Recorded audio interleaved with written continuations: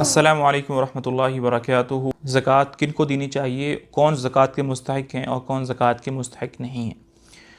तो ज़कात का मुस्तहिक वो आदमी जिसके पास 52.5 तोले चांदी के बकदर रुपए पैसे या कोई और सामान नहीं है, उससे कम है, तो वो मुस्तहिक की ज़कात है। मिसाल के तौर पर 52.5 तोले चांदी की कीमत मिसाल के तौर पर वो 55,000 रुपये है। अब जिस आदमी के पास भी 55,000 रुपये से कम कम की मालियत के पैसे हैं, असासे हैं, वो मुस्तहिक ज़कात है। जब हम ये देखेंगे कि आया इसके पास 52.5 तोले चांदी के बकदर रुपए पैसे हैं या नहीं, तो घर के अंदर वो सामान जो ज़रूरत से ज़ायद है वो भी उसकी कीमत भी साथ में लगाई जाएगी।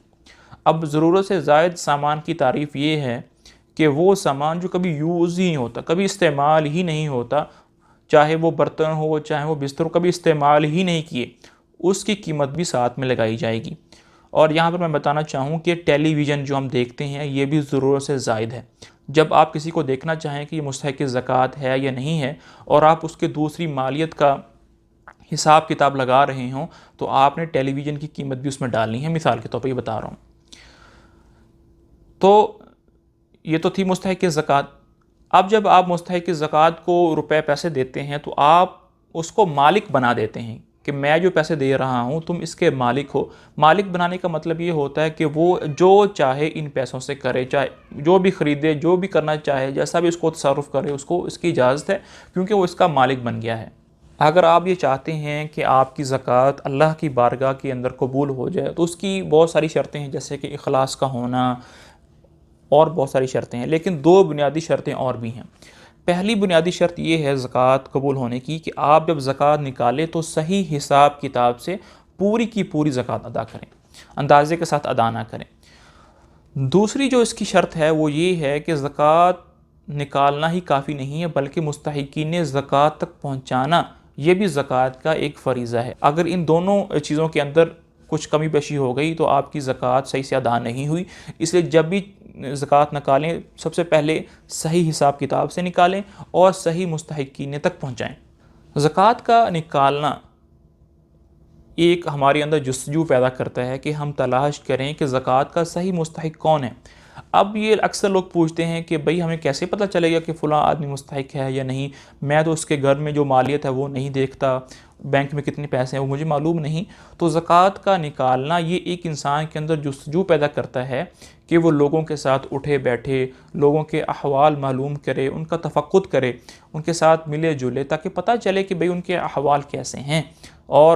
और ऐसा करना भी चाहिए, क्योंकि ज़कात का मकसद ही वो लोगों के साथ अच्छा करना है, भलाई करना है।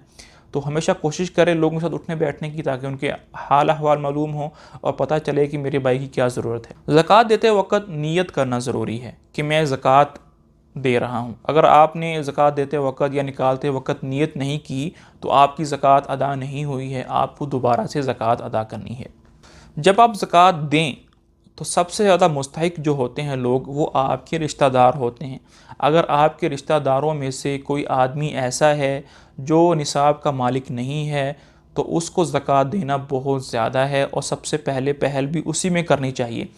क्योंकि जब आप अपने रिश्तेदार को ज़कात देंगे तो आपको दो अजर मिलेंगे। पहला अजर सिला रहमी का है और दूसरा अजर ज़कात अदा करने का है। तो इसलिए तमाम रिश्तेदारों को ज़कात दे सकते हैं अगर वो साहिबी निसाब नहीं, मगर दो रिश्तों को हम ज़कात नहीं दे सकते। पहला रिश्ता जो है वो विलादत का है, दूसरा रिश्ता निकाह का है। विलादत का रिश्ता ये है कि बाप बेटे को ज़कात नहीं दे सकता, बेटा बाप को ज़कात नहीं दे सकता। इसी तरह अगर बाप को ऊपर ले जाएं, बाप, दादा, परदादा, इनको ज़कात नहीं दे सकते। और अगर हम नीचे आ जाएं तो बेटे और पोते और पड़पोते, इनको ज़कात हम नहीं दे सकते। और निकाह के रिश्ते की बात करें तो खामद बीवी को ज़कात नहीं दे सकता और बीवी जो है वो खामद को ज़कात नहीं दे सकती। इन दो रिश्तों के अलावा हम तमाम रिश्तेदारों को ज़कात दे सकते हैं। क्या बेवा और यतीम को ज़कात देना जायज़ है? हमारे माशरे के अंदर ये भी एक बात सोची जाती है कि भाई बस किसी को देखा कि वो बेवा है उसको ज़कात दे दो।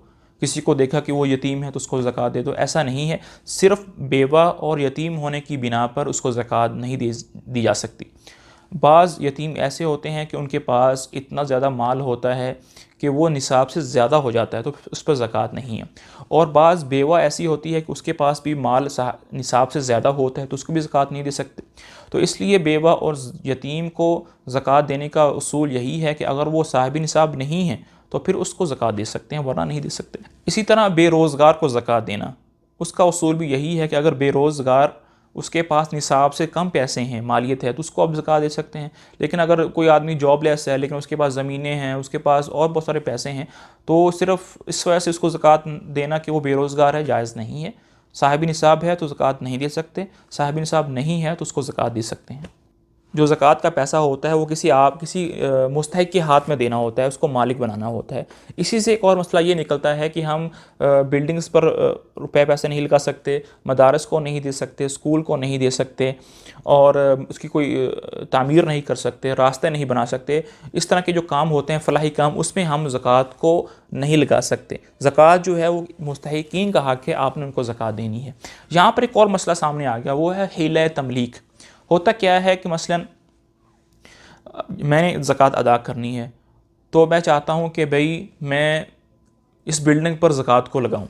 अब बिल्डिंग पर ज़कात लगा नहीं सकते, तो मैं क्या करूँगा, पहले उस ज़कात को एक गरीब आदमी को दूँगा, उसको मालिक बना दूँगा।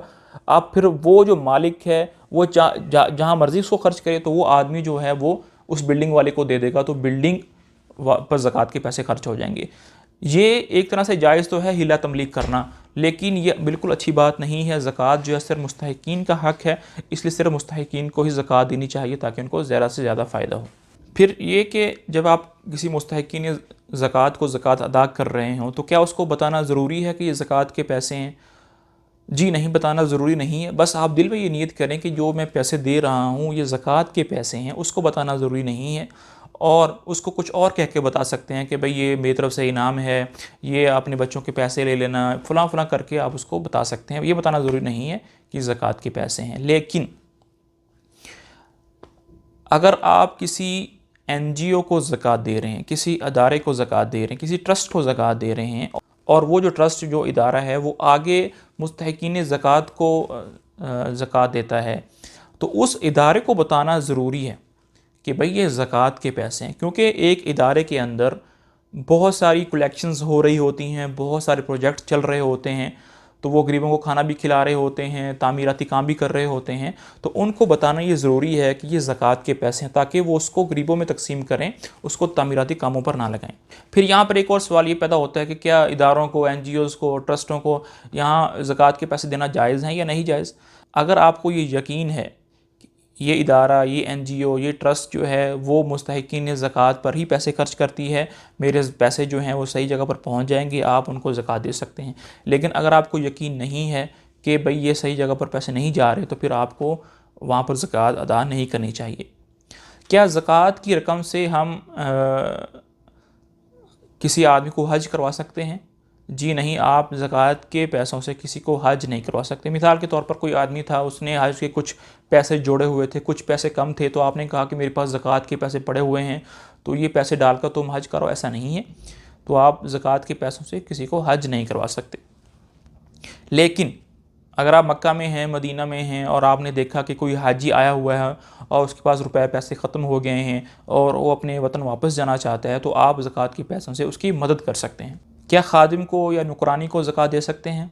अगर आपका खादिम या आपकी खादमा वो साहिब निसाब नहीं है, निसाब से कम पैसे हैं, तो आप उसको ज़कात दे सकते हैं। लेकिन याद रखें कि तनख्वाह आपको अलग से देनी होगी और ज़कात के पैसे आपको अलग से देने होंगे। ये नहीं कि तनख्वाह की मद में ही आप ज़कात अदा करते हैं, ऐसा नहीं करना चाहिए। यहाँ पर एक और मसला यहाँ पर ये आता है कि सैयद को हम ज़कात नहीं दे सकते। जो आप सल्लल्लाहु अलैहि वसल्लम की आले औलाद हैं, उसको सैयद को हम ज़कात अदा नहीं कर सकते। उसकी वजह यह है कि आप सल्लल्लाहु अलैहि वसल्लम ने फरमाया कि ज़कात जो है वो मैल होती है, तुम्हारे माल का बचा कुचा मैल होती है, तो सैयद को ये देना ये मुनासिब नहीं है, बेहतर नहीं है, क्योंकि आप सल्लल्लाहु अलैहि वसल्लम ने फरमाया कि हम सदका कबूल नहीं करते, हम हदिया कबूल करते हैं।